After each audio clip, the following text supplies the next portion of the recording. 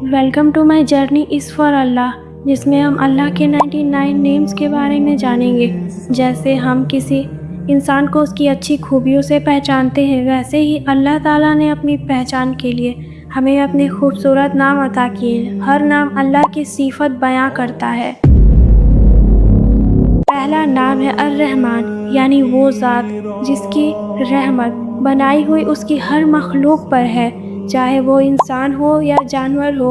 अल्लाह की इस अर्रहमान वाली रहमत सब तक पहुंचती है। अल्लाह कुरान में फरमाता है, ज़मीन पर चलने वाला कोई भी जानदार ऐसा नहीं है जिसका रिज़्क अल्लाह के ज़िम्मे ना हो, क्योंकि वही है जो हमारा रब है जिसने हमें बनाया। और रसूल अल्लाह फरमाते हैं, अल्लाह ने मखलूक बनाने से पहले फरमा दिया था, अल्लाह की रहमत ज़्यादा है ना कि उसका गुस्सा। मान ले एक इंसान है, उसके 5 बच्चे हैं, उनमें से 3 बच्चा उसकी बात मानता है और 2 बच्चा उसकी नाफरमानी करते हैं, उसकी बात नहीं मानते। लेकिन जब खाना देने का वक्त आता है तो माँ अपने सभी बच्चों को खाना देती है, कोई भेदभाव नहीं दिखाती। जिस अल्लाह की रहमत हमें उस वक्त भी मिल रही है जब हम उसे भूल जाते हैं, अगर कोई बंदा उसकी तरफ लौट आए तो उस पर वह कितनी रहमत करेगा। इसलिए अल्लाह का पहला नाम है अर्रहमान। दूसरा नाम है अर्रहीम। इसका मतलब है अल्लाह की वो ख़ास रहमत जो सिर्फ़ उसके मोमिन बंदों के लिए है, मतलब कि जिसने अल्लाह को अपना रब माना वही उसका रब है और उसे उनके नबियों पे यकीन है, क़यामत पे उसने यकीन रखा और अल्लाह की किताब कुरान पे उसे यकीन है और उस बंदे को पता है उसको लौट कर अल्लाह की तरफ जाना है। और अल्लाह की यह ख़ास रहमत अल्लाह अपने मोमिन बंदों को क़यामत के दिन अता फरमाएगा।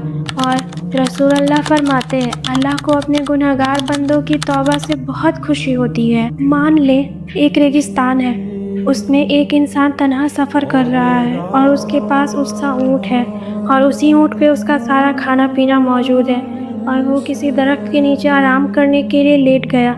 उसकी आँख लगी और थोड़ी देर बाद जब उसकी आँख खुली तो वो देखा उसका ऊँट वहाँ मौजूद नहीं है।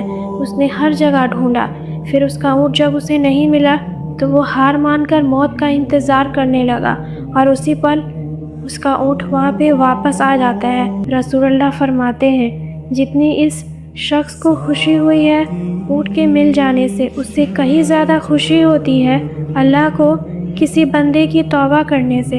हम इंसान हैं, हमसे गलती होती है, गुनाह होते हैं, हम भटक जाते हैं, लेकिन अल्लाह रहीम है, वो हमारी छोटी सी कोशिश को भी कबूल करता है। एक हदीस में ये भी आता है, जब बंदा अल्लाह की तरफ सिर्फ चल कर जाता है, अल्लाह उसकी तरफ दौड़ कर आता है। अल्लाह का तीसरा नाम है अल मालिक। आज हम कहते हैं हमारा पैसा, हमारा घर, हमारा सब कुछ, तो सुने, अल्लाह अल मालिक है। इसका मतलब है पूरी कायनात का रब। ये ज़मीन किसकी है? अल्लाह की। ये आसमान किसका है? अल्लाह का। ये समंदर, ये पहाड़, ये सब कुछ अल्लाह का है। यहाँ तक हम इंसान भी उसी के हैं। वही हर चीज़ का मालिक है। अगर किसी को लगता है कि उसकी ताकत या हुकूमत से वह कुछ भी कर लेगा, तो कुरान हमें 3 लोगों की कहानी याद दिलाता है, फ़िरौन, नमरूद और कारून। फ़िरौन ने अपने आप को रब कहा, नमरूद ने अल्लाह के सामने तकब्बर किया और कारून ने अपनी दौलत पर घमंड किया। ये दौलत भी अल्लाह ही ने उसे दी थी, लेकिन अल्लाह ने बता दिया असली मालिक कौन है। फ़िरौन समंदर में गर्क हो गया। अल्लाह ने फरमाया, तुम्हारी लाश को आने वाले लोगों के लिए निशानियां बना दिया जाएगा। कारून को ज़मीन ने निगल लिया, उनकी दौलत और बादशाहत कुछ काम ना आई। अल्लाह जब चाहे किसी को दे और जब चाहे उससे वापस ले ले, क्योंकि हर चीज़ का पूरा इख्तियार सिर्फ उसी को है। रसूल अल्लाह फरमाते हैं, अल्लाह क़यामत के दिन ज़मीन को अपनी मुट्ठी में लेगा और आसमानों को अपने दाएं हाथ में लपेट लेगा और फिर फरमाएगा, आज बादशाहत किसकी है? और फिर खुद ही जवाब देगा, अल्लाह की, जो अकेला है, सब पर गालिब है। उस दिन कोई बादशाह ना होगा, ना कोई हुकूमत, ना कोई तख्त। इसीलिए याद रखें, हम इस दुनिया के मालिक नहीं, सिर्फ अमानतदार हैं। एक दिन सब कुछ ख़त्म हो जाएगा और हम सिर्फ अपने अमाल लेकर अल मालिक के सामने खड़े होंगे।